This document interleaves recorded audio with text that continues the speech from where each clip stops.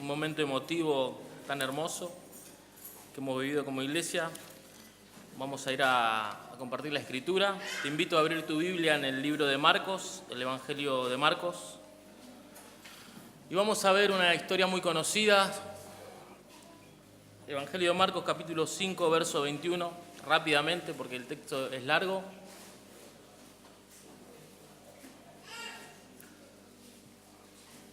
El título en la Reina Valera es La hija de Jairo y la mujer que tocó el manto de Jesús. Hemos escuchado muchas prédicas acerca de esto, pero qué bueno poder ver el texto en su contexto. ¿Lo leemos, hermano? Amén. Pasando otra vez Jesús en una barca a la otra orilla, se reunió alrededor de él una gran multitud y él estaba junto al mar. Y vino uno de los principales de la sinagoga, llamado Jairo, y luego que le vio se postró a sus pies y le rogaba mucho diciendo: mi hija está agonizando, ven y pon las manos sobre ella para que sea salva y vivirá. Fue pues con él y le seguía una gran multitud y le apretaban. Pero una mujer que desde hacía 12 años padecía de flujo de sangre y había sufrido mucho de muchos médicos y gastado todo lo que tenía y nada había aprovechado, antes le iba peor. Cuando oyó hablar de Jesús, vino por detrás entre la multitud y tocó su manto, porque decía: si tocare tan solamente su manto, seré salva.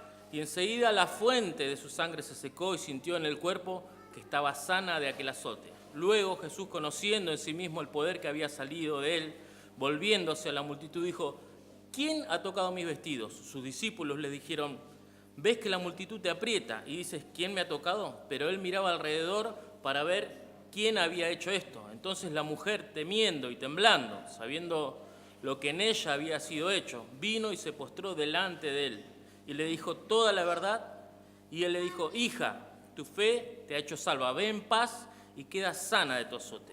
Mientras él aún hablaba, vinieron de casa del principal de la sinagoga diciendo: tu hija ha muerto, ¿para qué molestas más al maestro? Pero Jesús, luego que oyó lo que se decía, dijo al principal de la sinagoga: no temas, cree solamente. Y no permitió que le siguiese nadie sino Pedro, Jacobo y Juan, hermano de Jacobo. Y vino a casa del principal de la sinagoga y vio el alboroto y los que lloraban y lamentaban mucho. Y entrando les dijo: ¿por qué alborotáis y lloráis? La niña no está muerta, sino duerme. Se burlaban de él, mas él, echando afuera a todos, tomó al padre y a la madre de la niña y a los que estaban con él, y entró donde estaba la niña. Y tomando la mano de la niña, dijo: talita cumi, que traducido es: niña, a ti te digo, levántate. Y luego la niña se levantó y andaba, pues tenía 12 años, y se espantaron grandemente. Pero él les mandó mucho que nadie lo supiese, y dijo que se le diese de comer. Largo el texto, hermano, pero siéntense. En un ratito quiero compartirte esta fascinante historia del Evangelio de Marcos. Y comenzando, el Señor baja de una barca, automáticamente las multitudes se le acercan, mucha gente, y en eso que el Señor baja de la barca en la orilla, viene un hombre llamado Jairo, un principal de la sinagoga, una persona importante, alguien reconocido que posiblemente pudo haber visto al Señor predicando y haciendo milagros en la sinagoga.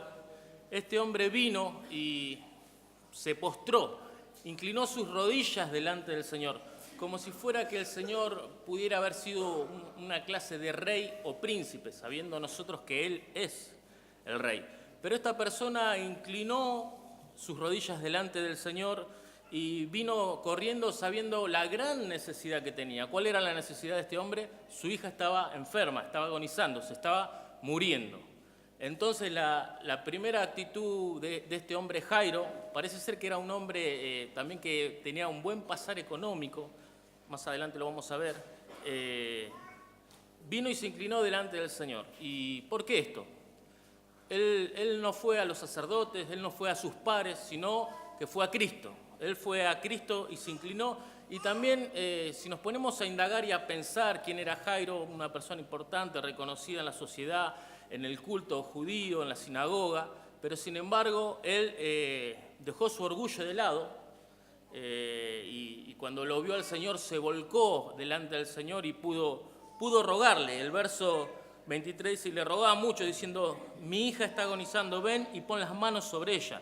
A todo esto comienza la historia, el Señor dice, bueno, vamos, arranca con Jairo para la casa y en medio de la circunstancia en la cual estaba viviendo Jairo, aparece una mujer enferma de flujo de sangre, una enfermedad, podríamos decir que era una hemorragia. Con respecto a la situación de esta mujer, dice que hacía 12 años que estaba enferma, que había gastado todo lo que tenía y había ido por muchos médicos y no había conseguido ser sana del problema de salud que tenía. Podemos decir que ella tenía una enfermedad crónica. Podríamos decir muchas cosas y si uno tiene que ver a esta mujer en la sociedad en la cual vivía, una sociedad en donde la mujer estaba de lado, donde el hombre era preeminente ante que la mujer, podríamos decir también que puede ser posible, la Biblia no lo afirma, que esta mujer pueda ser viuda, porque no tenía a nadie. Y si vamos a la ley, si tenemos que meditar en esto, en lo que la ley dice, a causa de que la mujer cuando tenía hijos tenía que ser inmunda por 7 años por su ciclo menstrual, por 7 días, y a partir de que si tenía un varón o una nena tendría que ser inmunda por 30 días. O sea, inmunda en ese tiempo era ser sacada del campamento, apartarla de la sociedad por un momento hasta que se cure, entre comillas, y pueda volver a ser restaurada a la comunión. Bueno, vos imaginate que esta mujer hace 12 años que vivía esta situación. 12 años realmente aislada de la sociedad. Vos imaginate, acá Marcos nos da un detalle importante donde dice, y la fuente de su sangre se secó.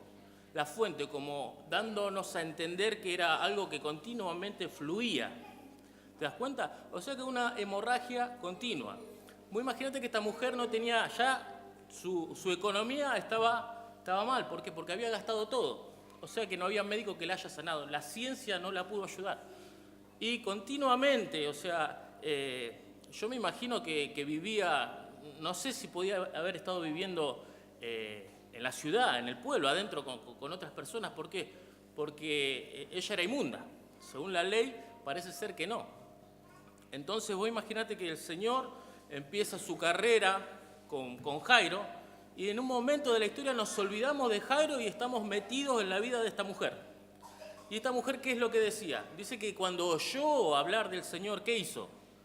Dice que pensó, tuvo fe, creyó en su corazón ¿de qué? De que si tan solo tocar el borde de su manto sería salva y sana de ese azote que ella tenía. Y aconteció esto. Dice que iba por detrás de la multitud. ¿Y qué hizo? Lo tocó el Señor, tocó el manto del Señor. ¿Y qué pasó? Dice que ella sintió en su cuerpo que automáticamente la fuente de su hemorragia, de su problema de salud, se secó automáticamente. Entonces, me imagino que ella iba como que nadie, o sea, que como que no se den cuenta, ¿no? Ella quería ir entre la multitud, tocar al maestro, ser sana y listo, me voy, soy sana. Pero no, ¿qué pasó? Leímos en la historia ¿qué hizo el Señor? El Señor dice, ¿quién me ha tocado? Entre en medio de toda la multitud, el Señor sabía que alguien le había tocado. O sea, la multitud le apretaba, es el dato que nos da Marcos, y sin embargo el Señor supo que poder había salido de él. Y entonces los discípulos le dicen, ¿qué le dicen? Señor, la multitud te aprieta, y vos decís, ¿quién te está tocando? Y el Señor dice, no, pero alguien me tocó. Entonces dice que la mujer, ¿por qué hizo el Señor esto?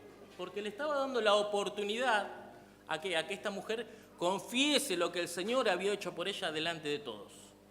Entonces la mujer dice que temiendo y temblando, sabiendo lo que había hecho, sabiendo lo que había pasado en ella, ¿qué es lo que hizo? Fue y lo confesó todo. ¿Y el Señor qué le dijo? Escuchá. Y él le dijo, hija, tu fe te ha hecho salva. Ve en paz y queda sana de tu azote. Tu fe te ha hecho salva, es lo primero que le dijo el Señor. O sea que si vos estás pasando, no quiero espiritualizar, pero si vos estás pasando por una enfermedad, tal vez crónica, tal vez no, déjame decirte que lo primordial en tu vida es la salvación, que el Señor te salve. Pero el Señor, como es tan bueno, tan misericordioso, Él se ocupa también de todo lo demás. Ve en paz, le dijo.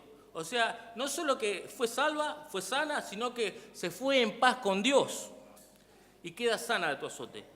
Automáticamente, mientras Él hablaba, dice, mientras el Señor hablaba con esta mujer, vinieron de la casa del principal de la sinagoga dándole una noticia, una de las peores noticias. ¿Qué le dijeron? Jairo, tu hija ha muerto. Y dice que el Señor estaba escuchando lo que estaban hablando, estaba escuchando, pero Jesús luego que oyó lo que le decían, dijo el principal de la sinagoga, no temas, cree solamente. Cuando Jairo se encuentra con Cristo en la orilla de la barca, él cae de rodillas y tiene una fe en su corazón que él, si el maestro simplemente pone sus manos sobre la niña, iba a ser sana. En este momento él recibe la noticia de que la niña murió. ¿Y qué pasa? El Señor, ¿qué le dice? El Señor necesitaba que esa misma fe que tuvo Jairo cuando cayó de rodillas delante de él, esa fe la mantenga, que tenga esa misma fe. Entonces el Señor le dice, cree solamente. Y no permitió que le siguiese nadie, sino Pedro, Jacobo y Juan, el hermano de Jacobo. Y va a la casa de Jairo. Automáticamente el Señor, cuando le dice esto a Jairo, fue como una inyección de fe a Jairo. Jairo, por momentos, para mí, cuando recibe esta información, él se desenfoca de Cristo, pero el Señor le vuelve a decir, cree solamente. Y esto nos pasa a nosotros, hermanos. Los problemas muchas veces hacen que saquemos la vida de Cristo más. Hebreos nos dice, puesto los ojos en Jesús, el autor y el consumador de la fe. Nosotros, en el medio de las circunstancias, en el medio de los problemas que estamos viviendo, debemos de ¿qué? De volver nuestra visión, nuestra vista a Cristo. Esto le pasó a Jairo, el Señor le dijo, cree solamente. Y entrando le dijo, ¿por qué alborotáis y lloráis? La niña no está muerta, sino duerme. Acá hay unas personas que primero lloraban, después de llorar dice que se burlaban de él, cuando él les dijo, no está muerta, está dormida. Sino que dice que después se burlaban de él.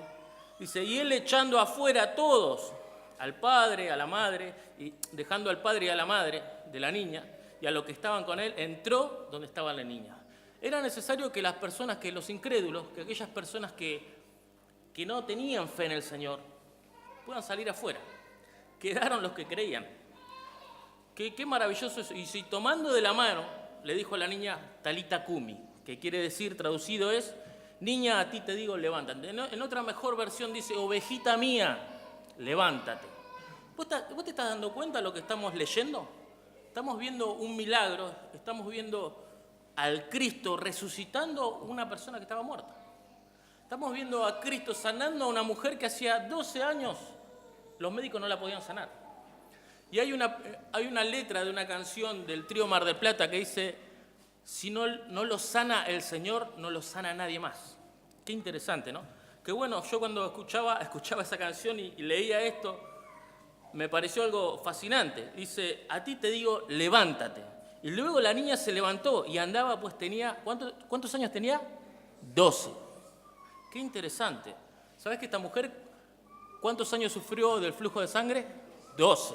Entonces esta mujer cuando se enfermó, esta niña había nacido. ¿Te das cuenta? O sea, 2 vidas paralelas, 2 vidas desahuciadas.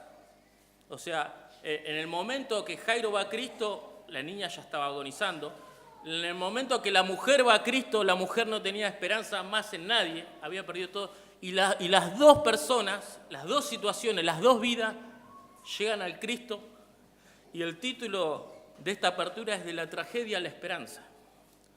De la tragedia a la esperanza. Y si vos, o sea, estás pasando por una situación así, una situación difícil, déjame decirte que tenés que poner tus ojos en Cristo. Y luego la niña se levantó y andaba, pues tenía 12 años.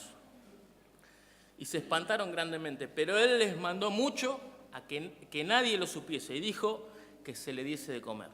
El Señor no quería ser conocido únicamente por sus milagros.